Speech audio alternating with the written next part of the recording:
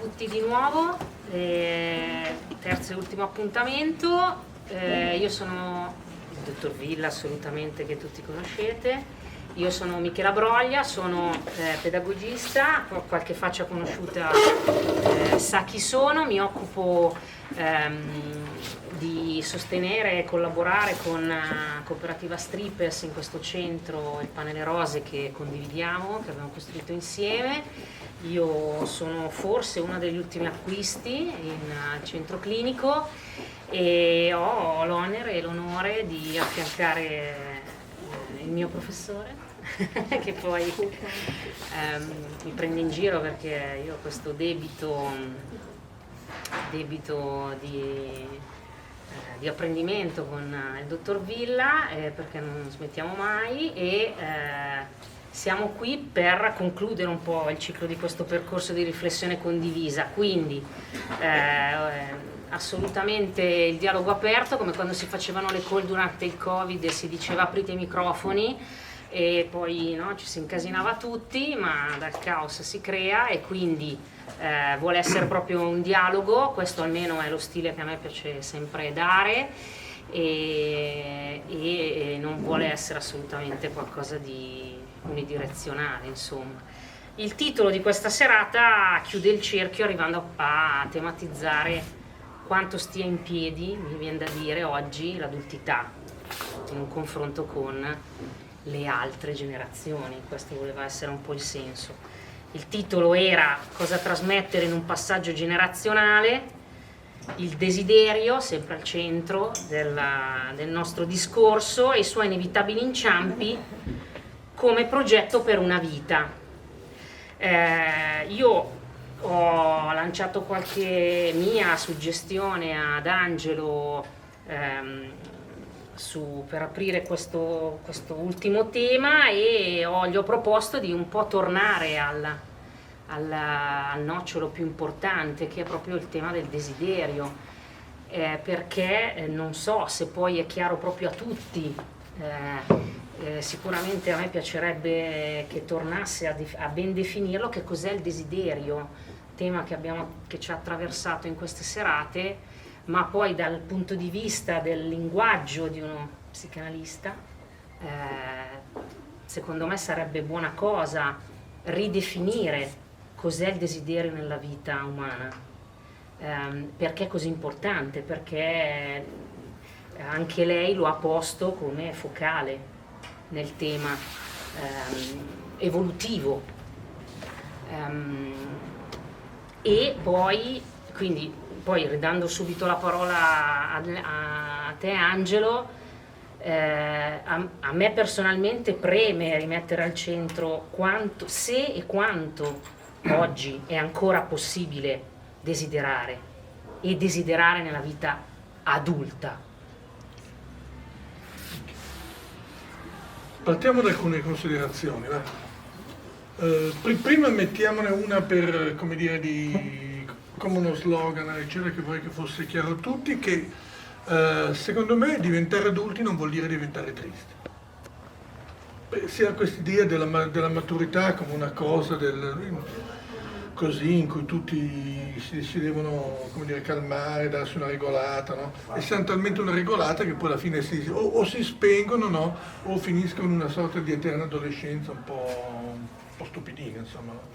Mentre io credo che come dire, diventare adulti è un passaggio, ma è anche una trasformazione rispetto a questa questione chiamata del desiderio, perché poi, dopo vado direttamente al punto, quello che credo che un genitore, un adulto, ma diciamolo come Calvino, che dice ci vuole una città per far crescere un adolescente, tutte queste cose qui. Vuol dire, un adulto deve trasmettere qualcosa di un gusto, no? Nel fare le cose. Questo gusto nel fare le cose credo che attenga un po' la particolarità di quello che chiamiamo un desiderio. Cos'è un desiderio? Quando Palmiro Togliatti stava per morire, gli chiesero che cosa volevano che fosse scritto sulla sua tomba, no? E lui voleva che venisse scritto segretario del Partito Comunista Italiano. Ecco, quello è un desiderio. un desiderio nel senso che è qualcosa su cui uno, come dire, ha impegnato qualcosa della propria esistenza. Allora, il desiderio non è la domanda. Qui ho fatto un lavoro con dei, come dire, operatori in delle comunità su questo tema. Il desiderio non è la domanda, la domanda è quello che comunemente possiamo intendere come la preghiera, no? Vale dire voglio questo, voglio quell'altro, voglio quest'altro, no? Vale dire tendenzialmente è come se fosse una bocca che si apre, che domanda qualsiasi cosa, no? Però l'oggetto della domanda è sempre ingannatorio, un po' fuorviante. Un po' come, per fare un esempio concreto, in comunità l'oggetto della domanda la sigaretta. No, quello è il bisogno, dopo io. La casa, la donna, il lavoro, poi la casa gliela danno svuncio da buttare via, il lavoro lo tengo dopo una settimana e la donna non ne parliamo. Dico questo per dire, questo è l'oggetto, no? Se vogliamo tradurlo è il mi piacerebbe, no? È il mi piacerebbe. Mi piacerebbe questo, allora se noi stiamo qui a sentire l'oggetto della domanda di tutti è una lista infinita, no? È un po' come la lista di Natale, no? Vuoi questo, vuoi quell'altro, vuoi quell'altro, no? Bon. E quindi come tale è insaziabile. È insaziabile ma anche vuota perché non ha un punto vero su cui si coagula, è bulimica, non so come dire. Dall'altro lato c'è il bisogno anch'esso non è il desiderio, no? Il bisogno è qualcosa che si radica più o meno con una dimensione, come dire, corporea in qualche maniera, di un'esigenza molto forte, per esempio le sigarette, no? Devo fumare, quello è il bisogno, no? Devo mangiare, no? Come appare, come dire, in alcune condotte. Ma come vedete, tutte e due sono due declinazioni, se così possiamo dire, in modo diverso, una più immaginifica nel caso della domanda, una più materiale nel caso del bisogno, no? Di qualcosa che è dell'ordine del registro dell'avere. Ma l'avere non colma la dimensione dell'essere, anzi, questo lo si vede molto bene nella clinica molte volte, no? Il richiamo all'avere è posto come una sorta di risposta alla dimensione dell'essere. Se avrò queste cose, allora sarò, no? Così anche con i bambini, ma anche nelle lagne un po' adolescenziali, eccetera. Perché non ho la scuola? Perché non ho la macchina? Perché non ho? Perché non ho? Ma il fatto che tu hai non significa che tu sei. Tu puoi avere tutto, ma non c'è qualcosa che ti sostiene più radicalmente, no? Buono anche nell'anoressia, quando dice quando avrò quel corpo lì, allora sarò. Poi quando ho quel corpo lì non sarà mai, perché la dimensione dell'essere appartiene a una dimensione, come dire, più simbolica d'altra natura. Allora il desiderio è una mancanza essere, qualcosa che manca ma su un registro più intimo di quello che un soggetto è.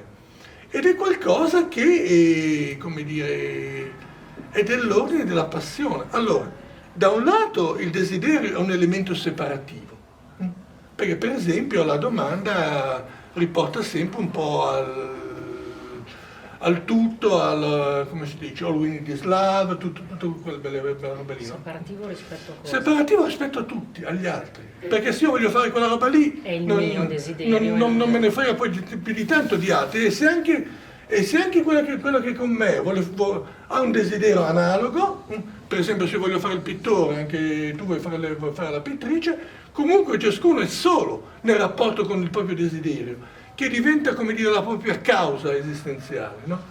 E quindi è qualcosa che, come dire, che implica qualcuno, che non fa quella cosa solo perché la deve fare, o perché è obbligato, ma la fa perché, come dire, ha la passione, no? Allora in questo senso è separativo, perché se tu vuoi essere una brava pianista, vuol dire che tu devi dedicare determinate ore a suonare il piano. Se tu vuoi essere un tennista come Sinner, quelli lì, vuol dire che tu devi passare delle ore a giocare a tennis, no?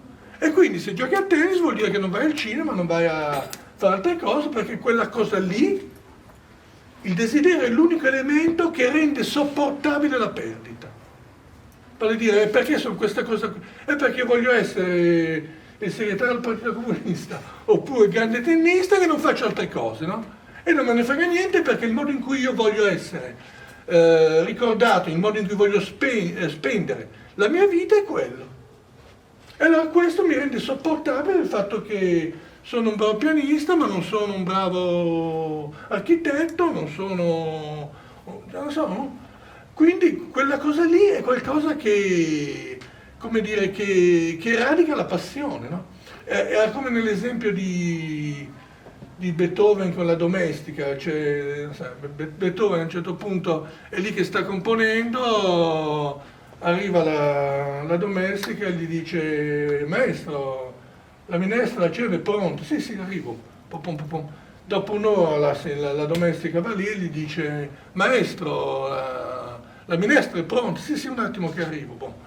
Dopodiché alle 2 di notte, sapete, si rompe i maroni, andare lì e va a dormire, no?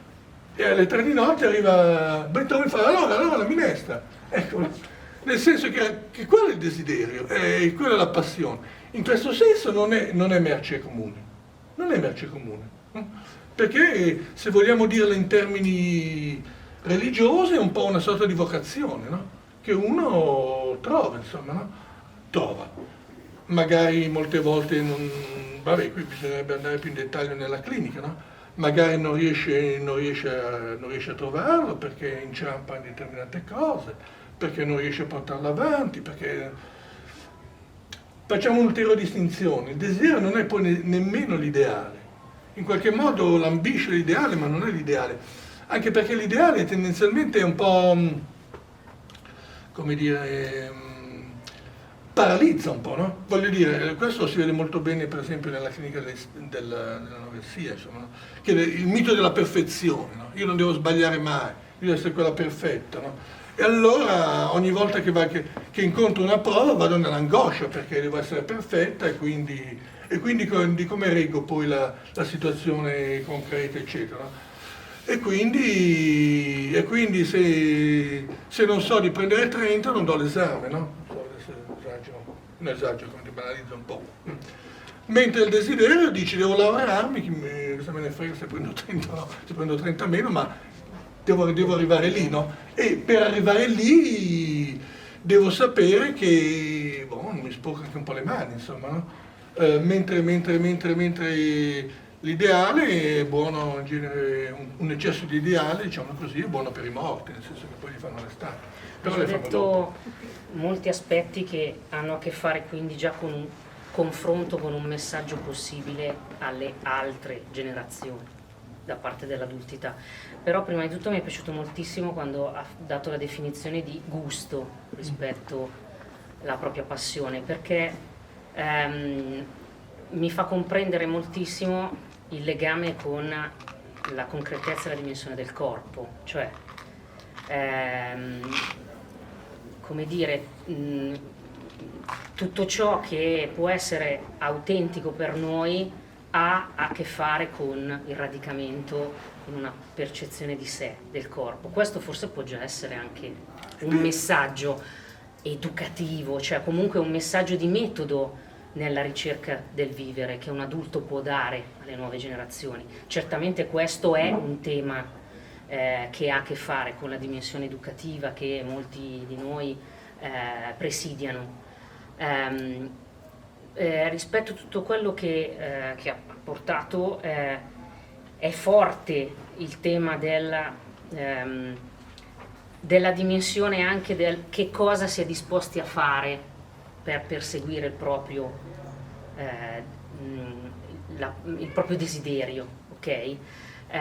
Questo credo che sia un tema importante e critico oggi.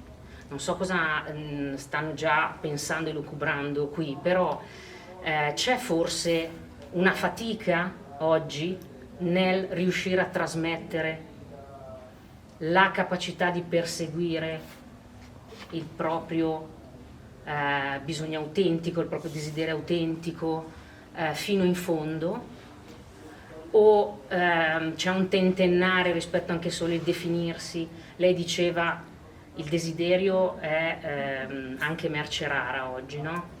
Ma secondo me è sempre un po' merce rara, perché non è che tutti abbiano sto grande desiderio. Io trovo che il desiderio poi molte volte, come dire, è contagioso. Io non amo molto, lo dico i moralisti, o comunque quelli che teorizzano come dire, troppo una certa maturità. Se sono partito dal desiderio è perché non sono partito dalla saggezza, non sono partito da uno stile zen, perché il desiderio implica anche come dire, una sorta anche di violenza molte volte, no? Se si vedono molte volte le vite di alcuni, come dire, artisti, eccetera, no? Voglio dire, l'impegno che danno, insomma, no? rispetto a quello che per loro è la loro causa, insomma, no? Li porta molto anche talvolta, come dire, a trascurare, a non essere... a tutti i costi. A non essere... In questo senso c'è una dimensione di fatto, come dire, violenta, no? Nel desiderio, nella passione, no? Perché se io voglio fare questa cosa, cioè, non è come si racconta che a Newton Newton era psicotico, gli è caduto in testa la mela cade in testa a 50.000 persone, ma non fa segno. Scusate tutti, ma che Newton fosse psicotico a me è sfuggito, per cui non so chi. Per cui se, sì, no, beh, le leghe cose, no, lo dico seriamente. Sì, no, ovviamente. No, però, vabbè, questo è un dettaglio, non è questo il punto. Il punto è che questa cosa qui tocca, come dire, come la parabola evangelica, no? Ci sono i semi, alcuni che cadono e altri che cadono sul terreno fertile, no? Dunque il fatto che c'è qualcosa da parte della persona come dire, che si mobilita, che secondo me è anche un valore etico. Poi dopo tutti sono sempre lì a fare i moralisti, a vederle fare le pulci a Tizio, caro, come dire, a spiare dal buco della serratura cosa ha fatto Tizio, cosa ha fatto Caio. Però quando uno, come dire, produce qualcosa, offre qualcosa all'umanità, non so, secondo me è molto, in questo è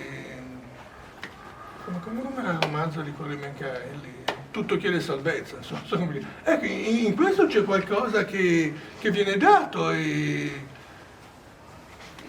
Quindi si parte da una dimensione di solitudine per perseguire il proprio desiderio e inevitabilmente si giunge poi anche a un eco che ricade anche nella condivisione agli altri, ok? Questo può essere ancora un messaggio ma da condividere. Quando uno parla, no?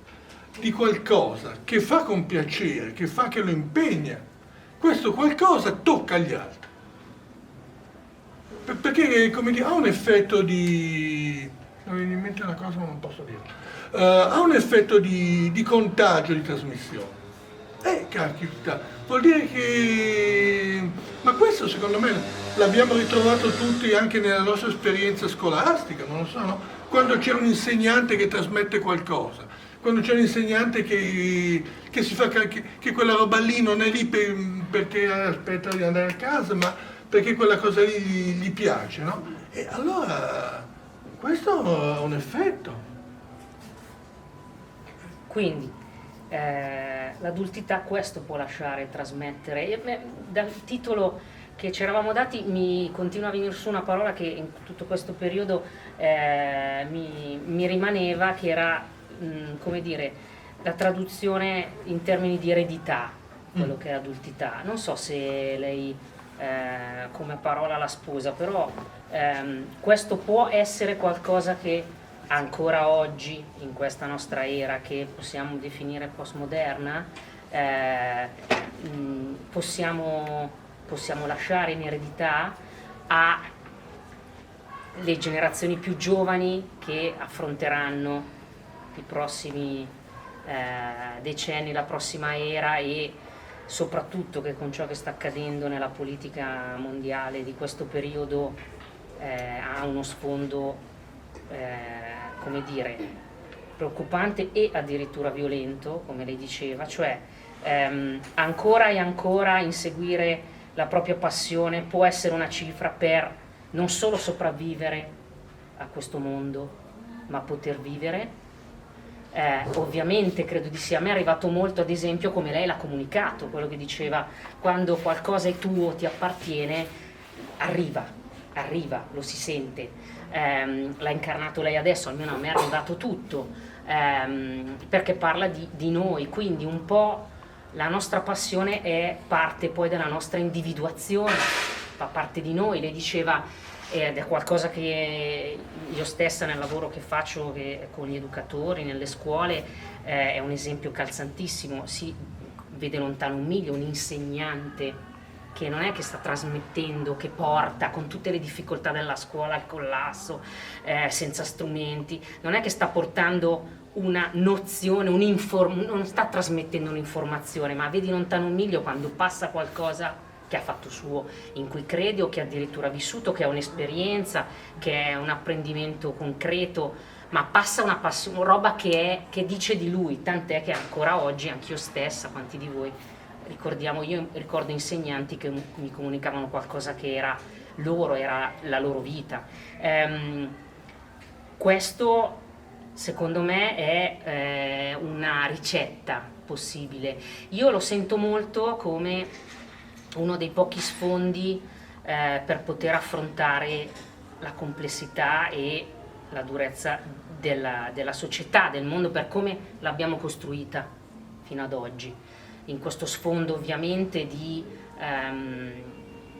eccesso di strutturazione di tutto il vivere sul consumo, sul produrre qualcosa per comunque consumare, invece di stare, invece di essere, invece di comunicare. Secondo me è importante che oggi soprattutto le nostre professioni del sociale, dei lavori di cura, non dimentichino che è importante questo, almeno come sfondo etico, questo compito, poter ancora dire qualcosa su come affrontare questo genere di società, questo genere di struttura socio-economica, e io credo che ancora oggi una cifra sia che individualmente ognuno di noi possa portare il proprio desiderio come ricetta per affrontarlo, come antidoto, perché e questo la rimando a lei come domanda, le rimando ancora quanto oggi e come l'adultità può affrontare la responsabilità del mondo che lascia in eredità alle generazioni più giovani, e come sopravvivervi, perché come dire, quanto noi vediamo nel lavoro che facciamo adulti persi e dispersi, ritornando a come lei ha definito la costruzione dell'identità, mi viene da dire, quanti adulti i giovani possono vedere che sanno cosa vogliono. Lei diceva il desiderio è comunque sempre stato difficile da riscontrare, da trovare. Quindi forse il lavoro possibile è lavorare con gli individui sulla ricerca del proprio desiderio e non solo sulla soluzione delle problematiche, dei sintomi, delle diagnosi, ma ancora tornare a aiutare l'adulto prima di tutto, e quindi il genitore, va bene, ma l'adulto prima di tutto, a ritrovare qual è la cifra di sé, perché possa comunicare qualcosa, perché possa mettere in campo un'energia, un desiderio nella relazione. Io credo di sì, tant'è che poi rimando come domanda, anche se mi permette, alle anche colleghe o comunque a tutte le persone che sono qui, qualcosa che io rimando come credo una cifra importante. gran parte secondo me del lavoro di cura nelle relazioni e delle relazioni oggi è agganciare prima di tutto gli adulti, quindi anche ovviamente i genitori, non c'è dubbio, parliamo di quante relazioni di cura, quanto è esploso il bisogno nell'infanzia, in tutta l'età evolutiva, che è diventato quasi un insostenibile, no? Nel settore educativo, a fronte del fatto che vengono sempre meno anche le figure educative, e secondo me questo ha a che fare con la sparizione del desiderio anche, non so quanti educatori ci sono qui, ma vedo molte facce conosciute, e ha molto a che fare con questo. Quindi, visto che lei poi lavora molto anche con gli operatori, eccetera, se vuole condividere qualcosa di come lei riesce a affiancare le figure di relazione, di lavoro di cura su questo, perché secondo me questo è centrale, e secondo me quanto è ancora più importante prendere in carico la responsabilità di lasciare una parola anche agli adulti su come possano ritrovare il loro desiderio e quindi anche la loro di risposta ai problemi che vivono.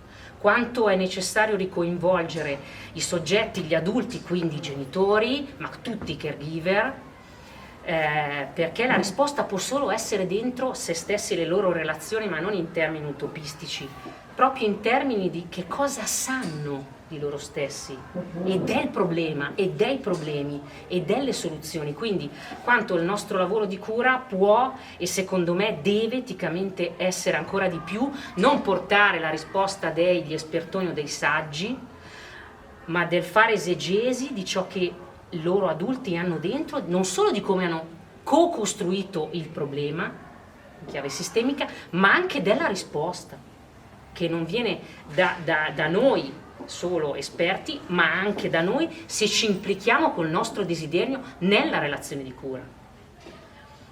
Non so se sono stata abbastanza caotica nello spiegarlo, però forse ho allargato moltissimo la sua prospettiva, ma porto già, secondo me, come dire, una nostra, mia, ma condivisa con le figure con cui collaboro, risposta a questo tema, no?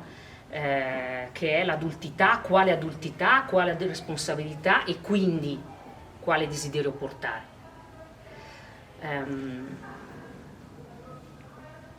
Perché tanto più io, visto che, come dire, prosegue lo spazio, però io offrirei già di, se vogliono, prendere assolutamente parola.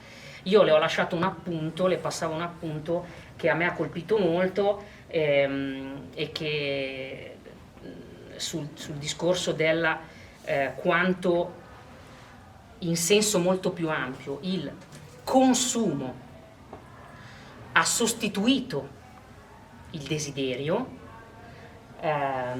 in tutte le sue forme. A me ha colpito molto, e faccio questa citazione che voleva essere un po' anche il toccare con mano un po' i temi e gli strumenti più d'attualità. Sicuramente tutti voi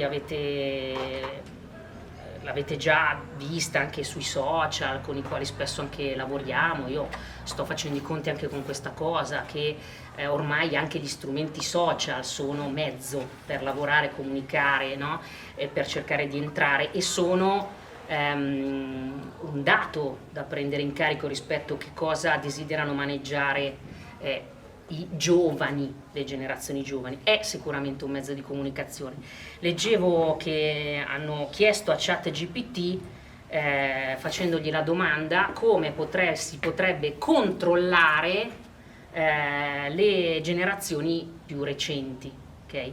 Soprattutto in modo che sia per loro inconsapevole.